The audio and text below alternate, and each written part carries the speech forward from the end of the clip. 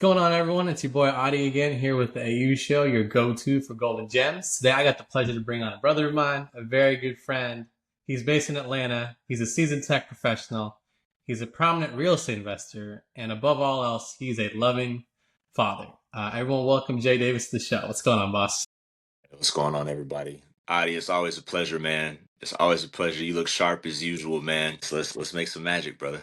Absolutely, brother. Appreciate it. I learn from the best. Yeah, man. No, dude. There's so many ways to take the conversation, but I always love to start off with just the beginning. Everyone's beginning is super important. I think you can always look backwards later on, but it's always good to start at the beginning. So, like, when you were growing up as a kid, what was Jay like, man? I think for me, I feel like there's a spectrum of kids where, like, you're either the really quiet, shy kid in the classroom that you just want to go, ain't bother no one, in and out.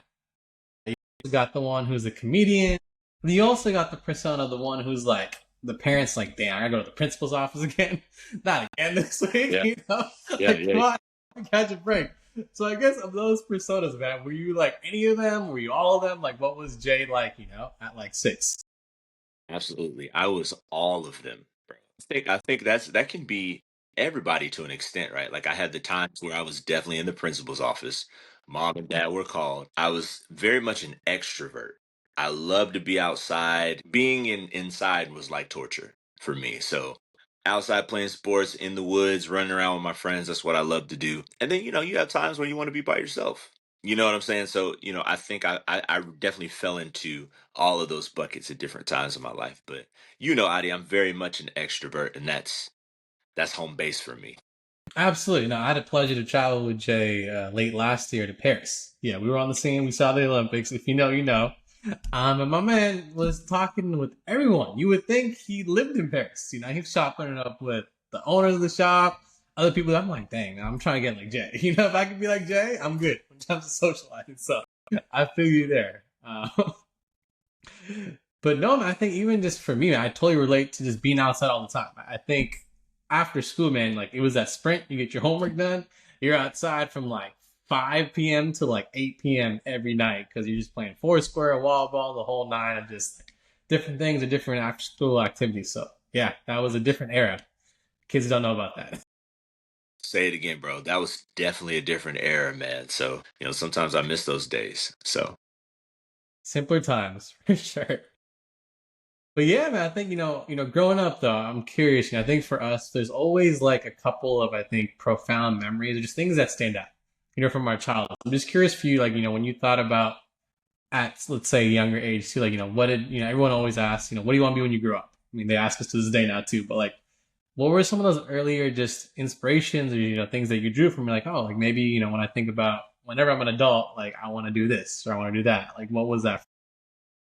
so it was two things, right? I went through two iterations of this. So, when I was a kid, I actually wanted to be a lawyer.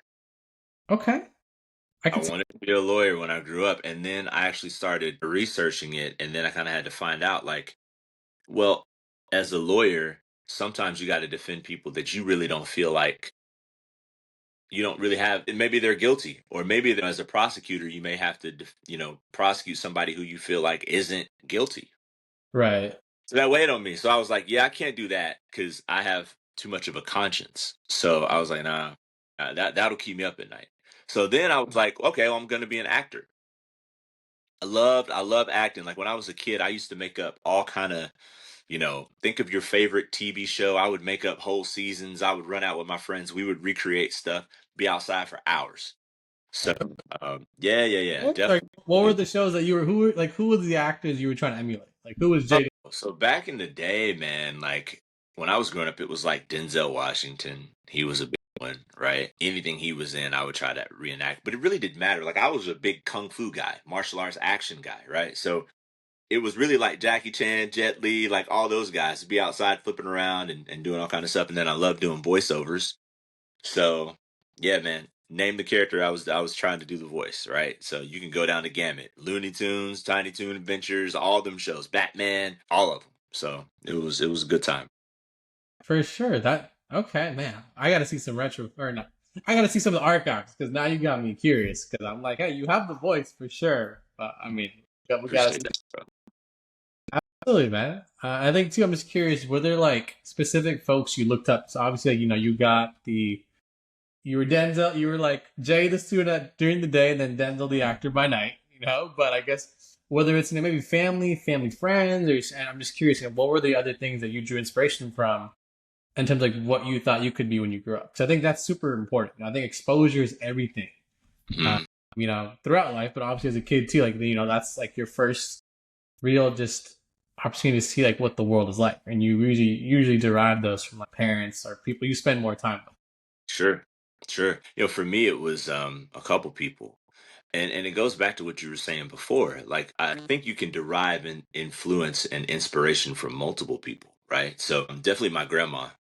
My grandma was like, I wanted to be like her in every way, form, or fashion. Just the way she moved, the way she saw the world. Um, Definitely my mom and my dad, specifically my dad. Like my dad was very independent, very business driven, but he moreover than everything else, he was curious, right? So I always would want to tinker with something, cars, all kind of stuff. He would actually go out and kind of do the shows with me sometimes, like when he wasn't working, right? So he was a huge influence on my life when I was a kid, man. So yeah, We love that, man. Dude, positive role models are everything. yeah, yeah. I'm curious from your perspective too, man. I think for me, like obviously growing up being Sri Lankan Tamil, there is really at the time, I think there's three acceptable career paths now. But I think before it was like you either gotta be an engineer, you gotta go be a doctor. I think the lawyer is now the third acceptable one. I just personally just ended up not doing any of them, so Hey. we've been trying to blaze our own path ever since. But I guess for you, like, was there any sort of that parental or family or societal just expectation, like, hey, like these are considered like great paths that you heavily I recommend you should go down, or like just things that you thought based on what everyone was saying, what you saw in the media, were like maybe like these are the paths that I guess I kind of have to choose from, versus like maybe what you wanted to do. Man, my parents were really, they were like, hey, whatever you want to do, like as long as you can support yourself and you're contributing to society, we're cool with it. You know what I mean? Like my parents really didn't come down on me or like have a as like a you got to have a specific path. They just wanted me to be a productive citizen and you know be able to take care of myself. So I really didn't have that. They really left that, and I love that because they really let my imagination kind of run with those things, right? Uh, in what was possible. So yeah, it wasn't until I got older where I started trying to scope down and look at certain things, right? I used to. I think I was like every kid. When I was younger, especially in middle school, like I started playing basketball, football, track. So of course, wanted to go to the league, name the league. I wanted to go to it, right? And countless hours shooting free throws, dribbling, playing on the football field, whatever it was, like that was what I wanted to do. So, um, I think you've got different iterations of that. So, For sure, man. And I think when I look back in life, I think sports is such a pivotal part of I think everyone's like childhood. I feel like everyone should contribute or like be a part of a sports team at some point in life, just because it's like not even about obviously you want to win as much as possible and take it as far as you can, but I just think like it's the foundation I think to like adulthood in terms of like what it takes to like be a part of a team, mm, win, and like realize that hey man, sometimes your best is not good enough. right, What are you gonna do about it? Because right, in adulthood, unfortunately, there's very rarely do you get participation trophies. We are measured on outcomes, especially, as men and as minority men, we are measured on outcomes all the absolutely, time. We have to deliver, whatever that is. for sure, man. Oh man, you can say that again for the folks in the back, man, because you know it. Kind of, it was really kind of a different time when I grew up. Like that was coming into the era where they wanted to give everybody a participation trophy, right? And thank goodness I had parents that kind of fought and coaches that kind of went against the grain with that model. It's like, nah, like you earn your spot, right? Nothing is given to you. So I was thankful to have that in my life, man. So yeah. For sure. And I think, with, obviously wanting to you enjoyed acting. You also played sports. So I think for you now, I think let's say like maybe like when you were in college, like early in your career, I guess what were some of those things that really gave you exposure into like what like working in tech could look like, and even I guess what drew that inspiration to be in, because it sounds like you were really going the creative and sports, which is great. But I guess when did that exposure, maybe that inspiration come for you? Like, oh, like this is something I really want to do. So it actually started in high school, right? There was a opportunity to take a networking class, and this is when they were first starting to really do this in high school. So I was like, okay, let me let me just try out this networking class. It seems pretty cool, and that's when I really got exposure to computers, networking, and stuff like that. And to be honest with you, bro, like tech wasn't what I wanted to do, man. Like I liked it, but it wasn't what I wanted to do. And it wasn't until a lot later in life, man. I'll say a lot later, maybe like 19 or 20, when I met my mentor and my whole perspective of life and like my trajectory really changed at that point, man. So yeah. For sure, man. Let's dig in, man. Talk to me more. So, like, who was his mentor? How'd y'all meet? And like, yeah, obviously the rest is history. So Yeah, like, let's love to unpack that. so for those that your audience, so they know, I actually never graduated from college. I'm self-taught from an IT perspective, right? I went to college for 1 year. My mother, she had a stroke. So she had it in her 40s. So I actually had to leave college, come home to get a job and start working. So I was working at this place. I worked in sales for many years before I got into IT. And the last sales job that I had, it was at this place called CarMax. Sure, a lot of your audience probably heard of CarMax, right? So I met my mentor there at the time, because CarMax's big thing was we'll buy a car from you, whether you buy one from us, right? You can get appraisal, that type of thing, or whatever. So I met this guy. He was coming in and he would buy a truck cash and come back 3 or 4 months later and then sell it back and essentially make all his money back, right? From the purchase. And I was like, dude, what do you do? Like, what are you doing? Like, how are you able to come in here and pay cash? And he was like, oh, I do technology and I do real estate. And I was like, oh, okay, that's cool, man. I was like, man, I would love to like pick your brain and really kind of, I want to be able to buy trucks every 3 months and take them back. You know what I'm saying? Like that would be great to be able to do, right? So he was like, I don't know. He was like, I don't think you're ready. I don't think you're ready. I was like, oh, okay, well, whatever. I was like, fine. So he continued to come back and see me. And eventually he was like, hey, I'm gonna give you an address. I want you to come over and we'll talk. I was like, okay. Bro, he gave me his address. Bro, I pull up to this mansion. I'm talking about, I had never seen a house this big in my life, bro. Wow.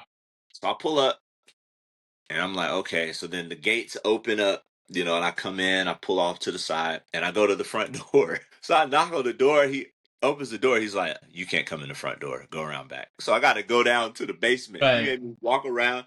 And it was a long driveway, y'all. It was a long driveway. I walked all the way down the hill, about broke my neck walking down. So I finally get in the basement and he's like, so you want to learn technology? I was like, man, I do. So what he does is back in the day, for those that may not know, when you were in technology, like we didn't have all these courses. They sold these really thick books, Okay. Nice. massive, massive books. One book was like this thick, right? And he was like, he set down four of those. And then he brought over a rack of HP servers, DL380 servers. I'm dating myself. Like way back, data center quality servers that had been recycled and he had taken them home. And he was like, start here. Don't ask dumb questions, but start here. And that began a 4 year journey of me like learning, like hands on, really starting to put some things together, right? And obviously, I had some networking background from the high school classes that I had taken and some theory from the college course that I took. But under his guidance, he really shaped, really helped me move in the right direction, right? And, to this day, he's still like I call him my second dad. He's like my pops. Like, we've become really close. Eventually, y'all, I was able to come through the front door. I was able to go to some of the parties that he had and stuff like that. Oh, I was so honored. But yeah, man. He actually helped me get my first job in IT, and he shaped my perspective in the sense of, hey, IT may not be necessarily be what you want to do forever, but once you find out your purpose, once you find out what it is you want to do, allow IT to be the vehicle that funds the vision. And Hmm, he gave me that, changed everything, bro. bro, Changed everything. that's powerful, man. I think there's like four key takeaways I got just from that. First of all, man, props to you. I mean, I think it's one thing to say do whatever it takes. You got to do what you got to do. It's another to actually live that. And I'm Yep. proud of you for doing that, man. And I think too, um, to your point, man, mentors are everything. I don't know anyone successful, Mhm. dead or alive, that's done it by themselves. That's true. And like we're all always one or two connections away from changing our lives. And so I think the fact that you were persistent, you were ready for that opportunity to come into your life, and you took advantage of it. I mean, dude, if someone told me don't ask dumb questions after giving me 4 books, I might have flaked afterwards. I'm not gonna lie. So props to you, man. And yeah, I think everyone needs a mentorship and championing in order to get somewhere. Like we all need that shot. Like we're Hmm. lucky to get that shot. There's a lot of people who don't even get that shot. Without that shot, you can't do anything. For sure, man. Absolutely. No, it's important, man. And I think the thing about it, man, is you can't, and we were talking, beforehand about courses and things like that. There's something to be said about taking the shortcut to learn, right? And we can dive into that. But Absolutely. yeah, and yeah, having a mentor was invaluable for me. It probably cut probably a decade's worth of time on my journey, like out of me getting to where I am today. So yeah, for Absolutely, sure. man. And I think too, I think nowadays, again, social media has its positives. To also think too, sometimes people just assume that you go from being a novice to an expert overnight. Mhm. And what people don't realize is the people, it's like Hormozy and stuff, they put the time in. Like this is decades of experience, losses, frustration, getting their licks, kicked and all that to be where they are today. I think people sometimes don't understand that and they can't contextualize that. Uh, so yeah, You're absolutely right, man. And I think we live in a like microwave first mentality, absolutely. right? I want to pop in this quick, easy for me done method, and 30 seconds later, I'm on Instagram and I'm a millionaire. But that's what most people want to do, right? Right. It's unrealistic, man. It's unrealistic. So yeah, man. Absolutely.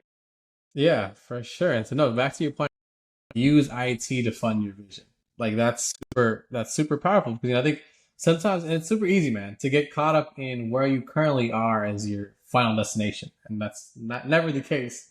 Or I can't say never, but like it's up to you to not let that be the case, right? And I think as long as you're consistent with whatever you're doing and you're willing to go through the rough patches that come with it, I really believe the sky's the limit for anyone. Absolutely. And so Absolutely. with that, man, I think so.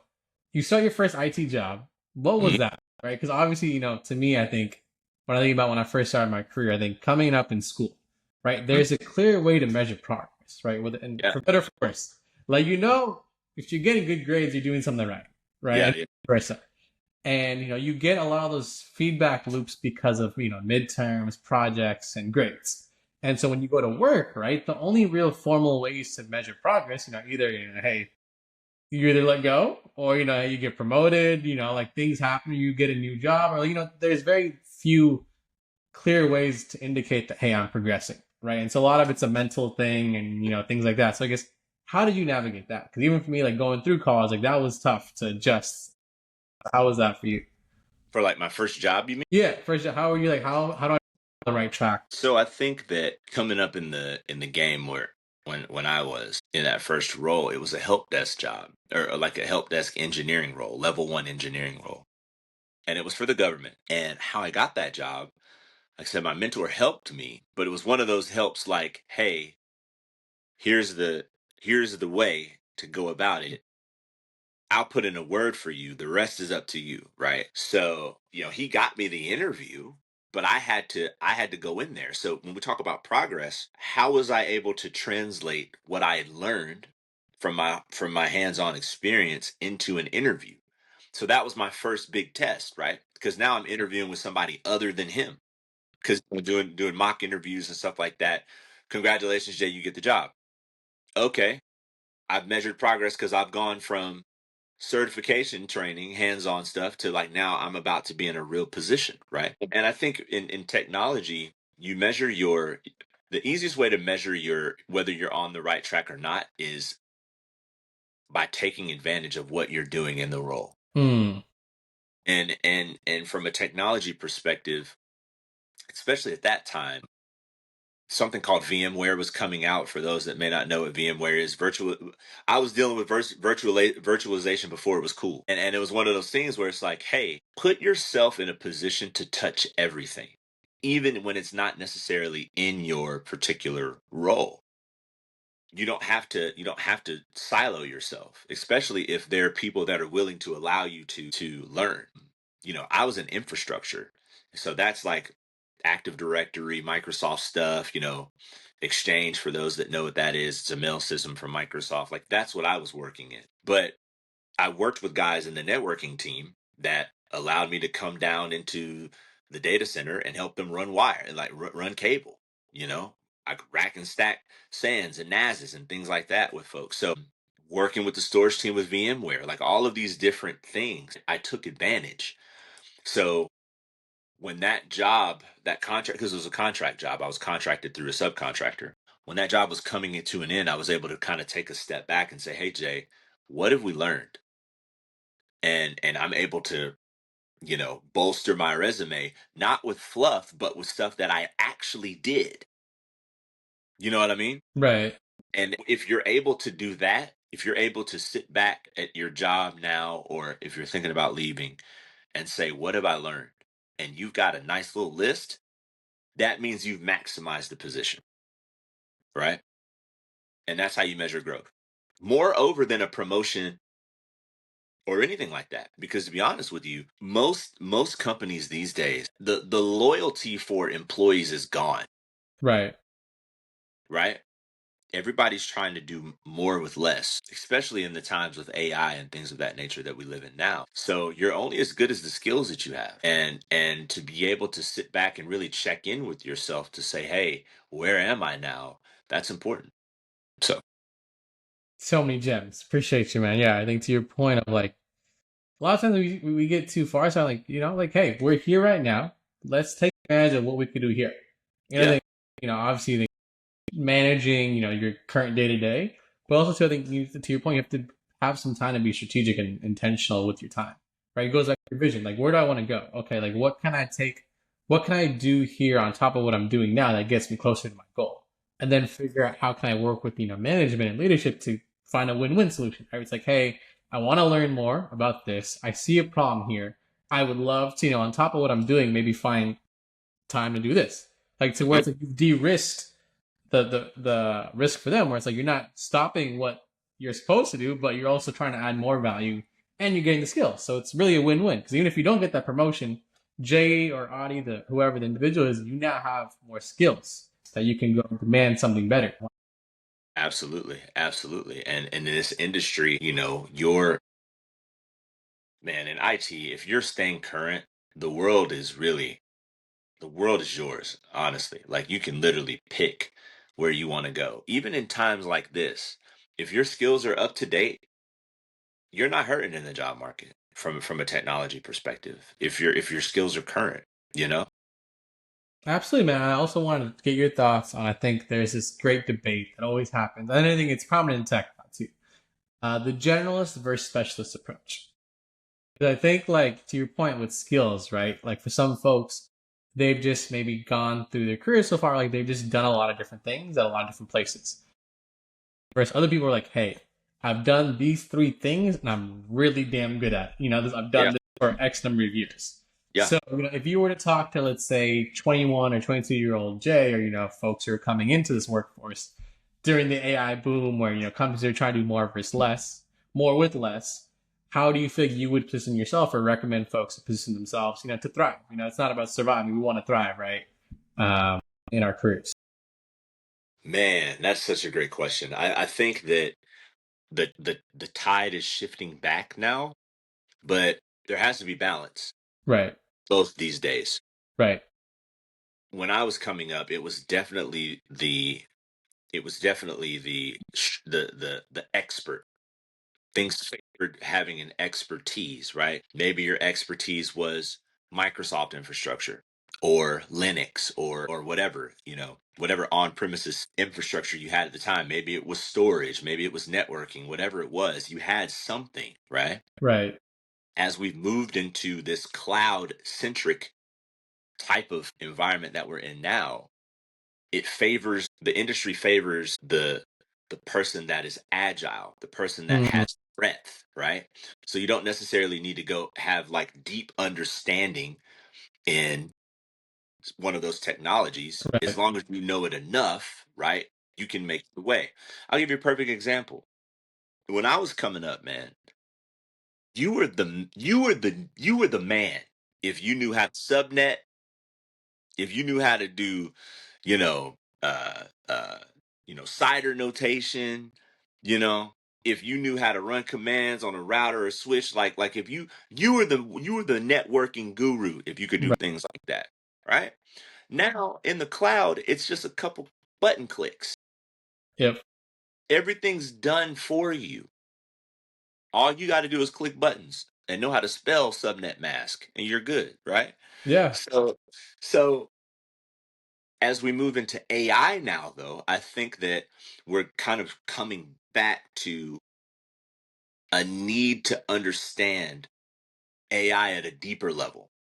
So, in some industries, like especially technology, especially for the generalists, it's going to be important that they become some level of an expert in AI just to stay relevant, because AI is going to be able to do so many things that a generalist would otherwise be doing if they weren't replaced by AI. So I think there's a need for both. And I tell people this: go back and look at history.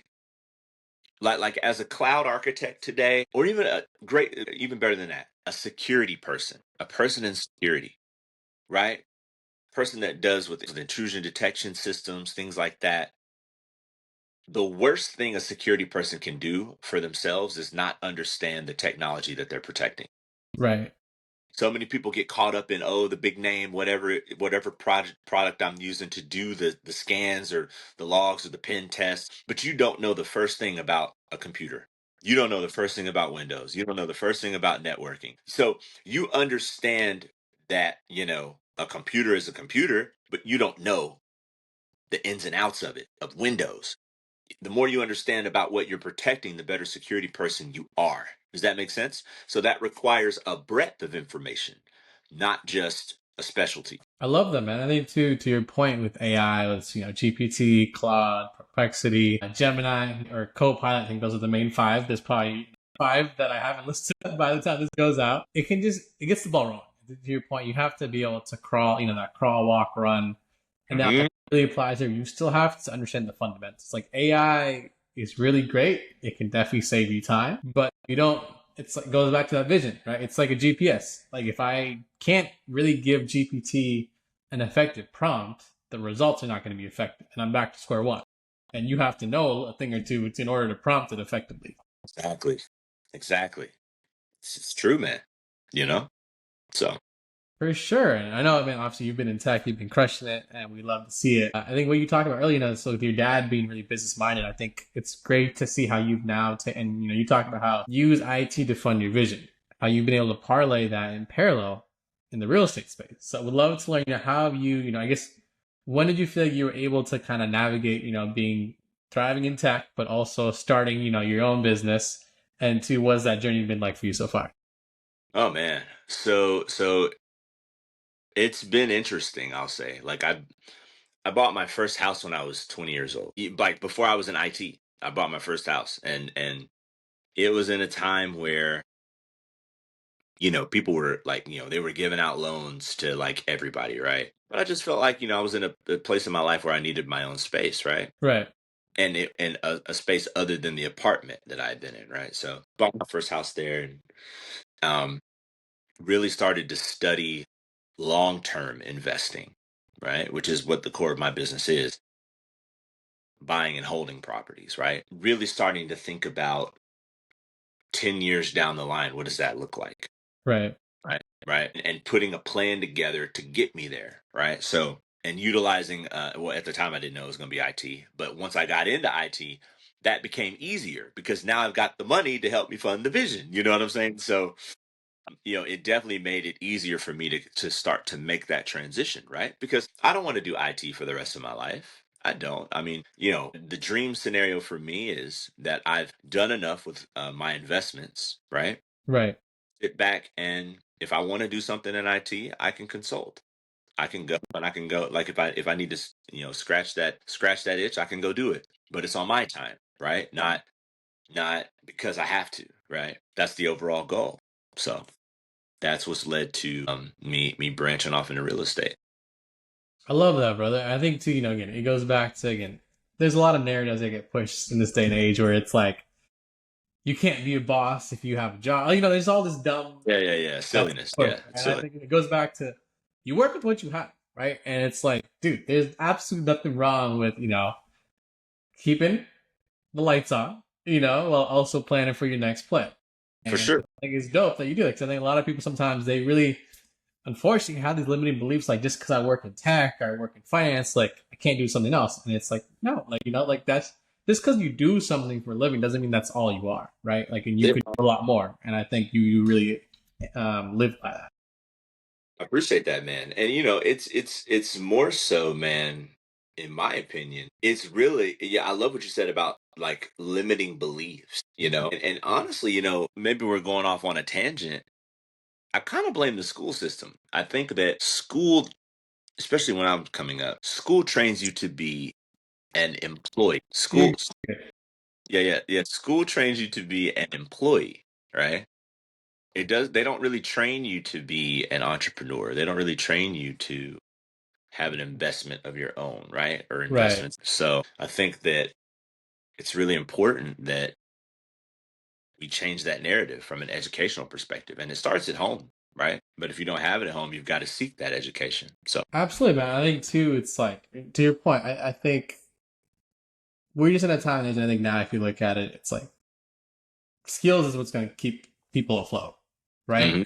Cool thing about skills is like you could take those same skills you took in tech because you're working for a company. Like company has a profit and loss statement, right? They are focused on making more money than they're losing, right? And you can apply that into any business and scale it. So I think that's how you got to look at it. Like, and I think I love that you've done that. And I think too, with that, I guess I was curious. And I think you talked about the school system, and I'm just as a father, we talk again. There's so many narratives that come out where it's like, hey, look, I gotta grind. I'm not there all the time. Like, I'm trying to get to the top. I gotta be successful, and a part of that means I have to sacrifice time with my family, my friends, in order to do that. And I Mhm. think, man, one of the other things I've loved about you is you always talk about your kids. You always talk about the moments you're there. And so with that, I guess I hate the word balance. I think shout out to one of my mentors. He always talks about integration. How do you feel like you've been able to, given the other things you have going on in your life, like your career, your business, and your family, like find a way to have it all just come together? And I'm sure there was times where it wasn't as smooth. I guess what is your outlook on that, and how have you been able to set up your life to do that?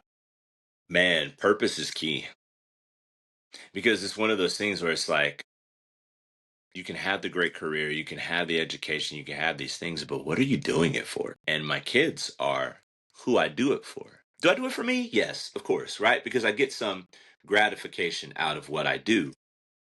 I get gratification out of doing a good job, right? And being the best that I can be. But it's about legacy. Like, what am I leaving them? And part of having the legacy is making sure that you're present. People hate it when I say it, but I think it's critical. People need to treat their relationships with their family members or their significant others to the same or a greater level than they treat their jobs. And I'll tell you what I mean by that. When you go into work, when there's something that needs to be done, what gets put on the calendar? And a meeting, right, or like a deadline, A meeting. right? And then you have meetings about the meeting to Yep. talk about the thing in the meeting that they want you to do, but you can't do it because you're in a meeting. Yeah. And then there's the emails about the meetings, and then And then the emails about the meetings, right? yeah, Why can't we do the same thing for our personal lives? I love it. I think that time boxing and literally calendaring your life from a personal perspective is equally as important. There are times where you just got to say, hey, me working I've been at work from 8 to 5. Me working these 2 additional or 3 additional hours isn't going to make that much of a difference. It's Right. going to be tomorrow, right? Yeah. So from 5:30 until I go to bed, that's time with my kids. Don't call me, don't text me, don't. I'm sorry. It's not, and in IT, there's sometimes where you are on call. You know what I'm saying? So in times like that, there's certain things that you have to do, right? You got to work. It is what it is. But I would encourage everybody, start to calendar your life, because one of the things that I hear all the time is, "Oh, I just don't have the time to do this." Yes, you do. Yes, you do. You absolutely have the time to do it. We all have the same amount of time, but it's what are we doing with our time, Cook. Let 'em cook. right? What are we doing with our time? Sometimes you just got to be able to say no in the job. Sometimes you got to be able to say no. Like, hey, can we get you to work these extra hours? I can't tonight. I've got something. I can't. I can't do it. Right. And, I think that people really get afraid. They're like, oh, well, I'm going to lose my job. It's true. You could lose your job, but that goes back to what I said about keeping up with your skills. Right. Because I'm of the belief that the job will always need you more than you need the job. Mm. Now, and here's the thing, right? Like, somebody could counter that and say, "Oh, well, Jay, then you're just people are just a number. They can fire you, and they can replace you." True. I don't deny that. But when they fire you, the one thing they can't take away from you is, if you've been using your time effectively, they can't take away the skills that you've gained from that job. Right. So it's on to the next opportunity. So that's how I look at that, bro. That's how I view that. I calendar in my personal life. So it's critical. I love it, man. I loved every part of that. To your point, I mean, dude, if we'll show up for a colleague, why can't we show up for our family? That's it, man. And I think That's it. that's so profound. Yeah. And I know you and me, we could talk for hours, man. I want to be mindful of your time. So my last question for you, bro, is, I think, wow, we're already a quarter done with 2025, man. So what's, as we look on the next couple of quarters, what are you most excited about? And, what do you want to share with the audience as like a last, as another gem, if you had to say? Man, I'm excited about purpose. I'm excited about purpose, really exploring why you're here, why I'm here, right? I'm excited about investing into the youth. Man, everything that I've been through, and we didn't get a chance to talk about a lot of it. Maybe you have me back on. I can, I'll be a For little sure. more We next time. definitely need you back on. Always But love. one of the things, appreciate that, brother. One of the things that I always say, man, is everything that happens to you isn't for you. It's for somebody else. Mm, Sure, do we get learnings from it? Does it help us move forward as people? Absolutely. But what we go through, the pain that we experience, is to speak life into somebody else somewhere. And when you understand that is your purpose, man, it just gives you a different excitement about the day. You approach work differently. You approach your relationships with your family differently. You approach how you see yourself differently, right? And that's really what I'm excited about, man. More business opportunities and stuff to come. But you know what? All that falls into line with purpose, right. right? That if it, the thing I would say for the audience to know about me is, Jay is a person that's excited about purpose, and they should be too. I love that, man. And we're definitely going to have you on again. But Jay, my brother, I've loved every second of this. There's been so much value out of it. Like, I mean, my cup's always filled when I talk to you, and you did this time, bro. I We look, love you, man. I love love you. You know that. we look forward to seeing all the great stuff you do this year, brother. And we will have you on again soon. There's so many topics we didn't talk about, so we gotta save it for the next time. Everyone, it was a pleasure having Jay on. Please tap in with him, and we will be in touch soon, man. Signing off from today's show, of Awesome. Thanks, everybody. Thank you, Adi. course.